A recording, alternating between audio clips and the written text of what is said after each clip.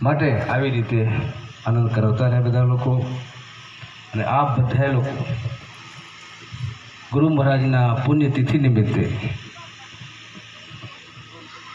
દિગંબર બાપુ, એમના શિષ્ય કેશવગીરી બાપુ જે આ ભૂમિમાં પોતાનું ભજન, તપ, સાધના, યોગ સિદ્ધ કરીને આપણે જેવા બધાને